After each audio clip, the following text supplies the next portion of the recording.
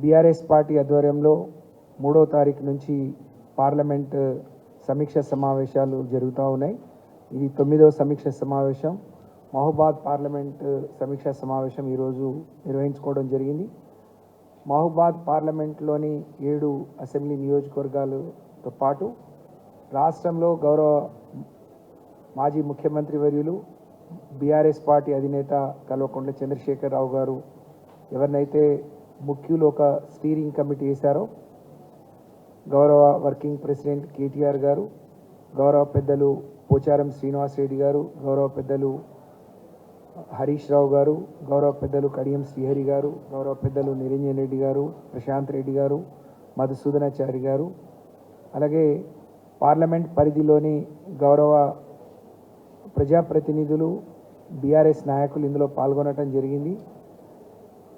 ఈ 9వ సమావేశానికి మొదటి నుంచి 3వ తారీఖు మొదలుపెట్టినప్పటి నుంచి ఇప్పటి వరకు మేము ఆహ్వానించిన ప్రతినిధులతో పాటు అత్యధికంగా ప్రతినిధులు వస్తూ ఉన్నారు. ప్రతి ఒక్కరూ రాష్ట్ర పార్టీకి వెళ్ళాలి, ముఖ్య నాయకులను కలుసుకోవాలి అని చెప్పి మరి వస్తున్నట్టుగా భావిస్తూ ఉన్నాం. ఎందుకంటే ఓడిపోయి నెల 15 రోజులు కాలేదు. ఓడిపోయిన కొద్ది రోజుల్లోనే మా నాయకులు కేసీఆర్ గారికి చిన్న ప్రమాదం జరగడం, అందరూ కూడా మరి బాధలో నిరాశలో ఉన్న క్రమంలో కూడా ఇంత పెద్ద ఎత్తున కార్యకర్తలు నాయకులు రావడం అనేది ఒకవైపు ఓటమిని జీర్ణించుకోలేకపోతున్నా, ఇంకోవైపు కాంగ్రెస్ పార్టీ ప్రజలకు నెరవేర్చలేని ఆకాశమే హద్దుగా అనేక హామీలు ఇచ్చింది. వాటి మీద ఇప్పుడే అన్న చెప్పినట్టు అనేక హామీలు దాటవేసే ప్రయత్నంలో ఉన్న క్రమంలో మరొకసారి బీఆర్ఎస్ పార్టీ గొంతుకనై పార్లమెంట్లో వినిపించాలనే ఆకాంక్ష నాయకుల్లో కార్యకర్తల్లో చాలా ఉత్సాహంగా కనిపిస్తూ ఉంది. ఈరోజు కూడా పెద్ద ఎత్తున నాయకులు కార్యకర్తలు వచ్చారు. పార్టీ పటిష్టమైన నిర్మాణం చేపట్టాలని, భవిష్యత్తులో బీఆర్ఎస్ పార్టీ నాయకులను ఏ విధంగా కాపాడుకోవాలి, కాంగ్రెస్ పార్టీ ఇచ్చిన హామీల నుంచి వెనక్కిపోతే ఏ విధంగా ఎదుర్కోవాలి, ఏ విధంగా ప్రజల పక్షాన ప్రజల గొంతుకనై ఏ విధంగా పోరాటం చేయాలి అని చెప్పి అనేక విషయాల మీద కార్యకర్తల నాయకుల సలహాలు సూచనలు కూడా పార్టీకి ఇవ్వడం జరిగింది.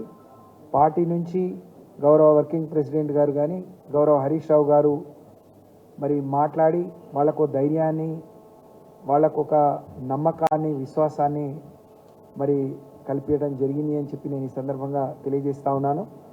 మహబూబాద్ పార్లమెంటుకు ఒక చరిత్ర ఉంది. 2014 తెలంగాణ సాధించుకున్న తర్వాత జరిగిన ఎన్నికల్లో కేవలం 2 నియోజకవర్గాల్లోనే, పార్లమెంట్ పరిధిలోని 2 నియోజకవర్గాల్లోని మాత్రమే ఆ రోజు బీఆర్ఎస్ పార్టీ, ఒకటి మహబూబాబాద్, ఒకటి ములుగు, 2 సీట్లు గెలుచుకున్నాం. ఆ రోజు అభ్యర్థిగా గౌరవనీయులు అజ్మీరా సీతారాం నాయక్ గారికి ఒక ప్రొఫెసర్ విద్యావంతుడిని తీసుకొచ్చి ఎన్నికల్లో నిలబెడితే ఆ రోజు పార్లమెంట్లో బీఆర్ఎస్ పార్టీ, ఆ రోజున టీఆర్ఎస్ పార్టీ గొంతుగా ఉండాలి, ఒక ప్రొఫెసర్ని గెలిపించుకోవాలని చాలా ఉత్సాహంగా ఇద్దరే శాసనసభ్యులున్న అన్ని నియోజకవర్గాల్లో మెజారిటీ వచ్చి సీతారాం నాయక్ గారిని గెలిపించుకున్నాం. బ్రహ్మాండంగా మహబూబాద్ పార్లమెంట్ సమస్యల మీద ఆ రోజు బీజేపీ మరి మా తీరని చేసిన అన్యాయాన్ని ఎదుర్కోవటానికి ఒక ప్రొఫెసర్గా అనేక ప్రశ్నలు సంధించి అనేక విషయాలను వారు ప్రస్తావించడం జరిగింది. ఆ తర్వాత 2018 జరిగిన ఎన్నికల్లో కూడా తిరిగి 3 సీట్లు మాత్రమే మేము గెలుచుకోగలిగినాం. ఒకటి నర్సంపేట, ఒకటి మహబూబాద్, ఒకటి డోర్నకల్.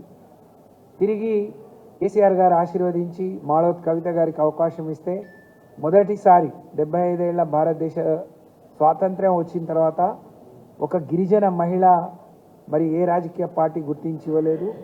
అలాంటి ఒక మహిళకు అవకాశం ఇస్తే 3 అసెంబ్లీ నియోజకవర్గాల్లోనే మేము గెలిచి ఉన్న సుమారు 1,50,000 మెజార్టీతోని ఆ రోజు మహబూబాద్ పార్లమెంట్లోని ప్రజలు బీఆర్ఎస్ పార్టీ అభ్యర్థిని గెలిపించడం జరిగింది. తిరిగి ఈ ఎన్నికల్లో మాకు ఒకటే భద్రాచలం సీటు వెంకట్రావు గారిని గెలిపించుకున్నాం. కానీ కార్యకర్తలు మా సమీక్షలో కూడా చిన్న చిన్న సమన్వయ లోపంతో కానీ లేకపోతే పార్టీ నిర్మాణంలో మేము చూపించిన అలసత్వం కానీ అవన్నీ ఈ ఓటమికి కారణాలుగా మేము అనుకుంటున్నాం. దానితో పాటు అడిగినవి ఇచ్చి అడగని కూడా ఇచ్చి ప్రతి ఇంటికి ఒక సంక్షేమ పథకం అందాలి అని చెప్పి అడగక ముందే మేము అమలు చేసిన కార్యక్రమాలు ప్రజలు కాంగ్రెస్ పార్టీ వస్తే ఇంకేదో ఇస్తుంది అని చెప్పి భ్రమపడటం, ఆశపడటం, లేకపోతే మాలో ఉన్న చిన్న చిన్న లోపాలను ఆసరా చేసుకొని మళ్ళీ ఈ సీట్లు వాళ్ళు గెలవడం జరిగింది. కాబట్టి ఈ ఎన్నికల్లో మా శాసనసభ్యులు ఓడిపోయారు, మా పార్లమెంట్ అభ్యర్థిని గెలిపించుకుంటేనే ప్రజల గొంతుకనై ఢిల్లీలో కానీ లేకపోతే నియోజకవర్గాల్లో ఓడిపోయిన ఎమ్మెల్యేలకు ఎంపీ తోడుగా ఉంటుంది. కాబట్టి తప్పకుండా ఈ ఎన్నికను మేము ప్రతి ఒక్కరం కూడా ప్రతిష్టాత్మకంగా తీసుకొని పనిచేస్తాము, గెలిపిస్తాము, మహబూబాద్ పార్లమెంట్ మీద మరొక్కసారి గులాబీ జెండా ఎగరేస్తాము అని చెప్పి కార్యకర్తలు ఎంతో నమ్మకంతో విశ్వాసంతో కూడా మాట్లాడటం జరిగింది. వాళ్ళ ఉత్సాహాన్ని నమ్మకాన్ని చూస్తే మాకు కూడా చాలా ధైర్యం సంతోషం వేసిందని ఈ సందర్భంగా తెలియజేస్తూ ఈ రోజు నుంచి మరొక 8 నియోజకవర్గాల రివ్యూ, రేపు ఒక నియోజకవర్గం భువనగిరి ఉంది, ఆ తర్వాత పండుగ తర్వాత మిగతా నియోజకవర్గాల సమీక్ష సమావేశాలు నిర్వహించుకోబోతున్నాం. ఈ నెలాఖరు వరకు గౌరవ మాజీ ముఖ్యమంత్రి గారు, పార్టీ అధినేత మరి కేసీఆర్ గారు కూడా ప్రజల్లోకి రాబోతూ ఉన్నారు. కార్యకర్తలకు ఒక దిశానిర్దేశం చేయనున్నారు. కాబట్టి మొక్కోని ధైర్యంతో మరి తప్పకుండా రెట్టింపు ఉత్సాహంతో పార్లమెంట్ ఎన్నికల్లో పార్లమెంట్ అభ్యర్థులను గెలిపే లక్ష్యంగా బీఆర్ఎస్ పార్టీ శ్రేణులం ముందుకు పోతామని చెప్పి ఈ సందర్భంగా తెలియజేస్తూ మా ప్రాంతంలో కూడా అన్న చెప్పినట్టు ఎస్ఆర్ఎస్పి స్టేజ్ 1, స్టేజ్ 2 మా మహబూబాద్ పార్లమెంట్లో ప్రవహిస్తూ ఉన్నాయి. అవి టేల్ ఎండ్ ఆఖరి ఆయకట్లు.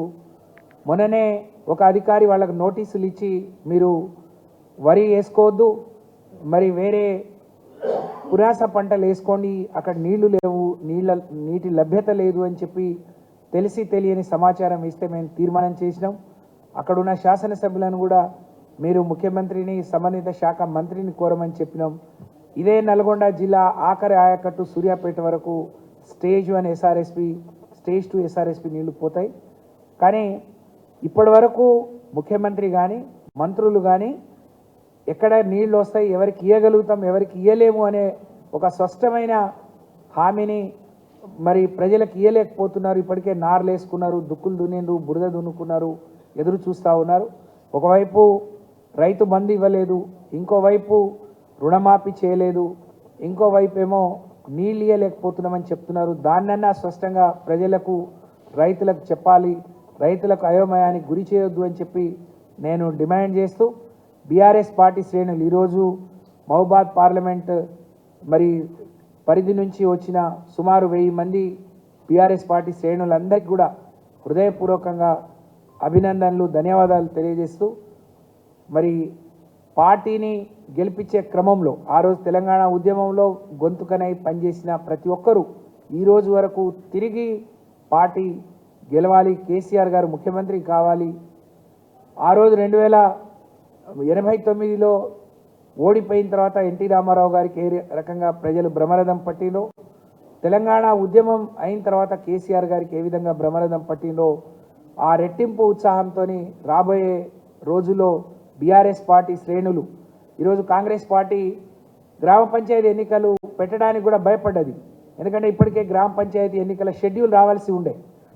కానీ వాళ్ళకు తెలుసు ఇదేదో మరి వాపుతోని మేము గెలిచినాం, కానీ ఇది వాపు మాత్రమే, బల్పు కాదని వాళ్ళకు తెలుసు. ఎన్నికలు అయిపోతే దేనికి దానికి రాజకీయ పార్టీలు విడిపోతాయి. గ్రామాల ప్రాంతంలో మా పార్లమెంట్ ఎన్నికల ఓటమికి ఇది పునాది అవుతుంది. కాబట్టి దీనికి పెట్టుకోవద్దు, ముట్టుకోవద్దు అని చెప్పి భయపడి ఎన్నికలు నిర్వహించలేదని మేము భావిస్తున్నాం. ఇదే కనుక జరిగి ఉంటే తప్పకుండా ఈరోజు ఉన్న సీట్లకు అదనంగా బీఆర్ఎస్ పార్టీ పార్లమెంట్ స్థానాలు గెలుచుకునే అవకాశం ఉండేది. ఏది ఏమైనా మరి రాబోయే రోజుల్లో అత్యధిక సీట్ల మీద బీఆర్ఎస్ పార్టీ జెండాను ఎగరవేస్తామని చెప్పి ఈ సందర్భంగా తెలియజేస్తా ఉన్నాను.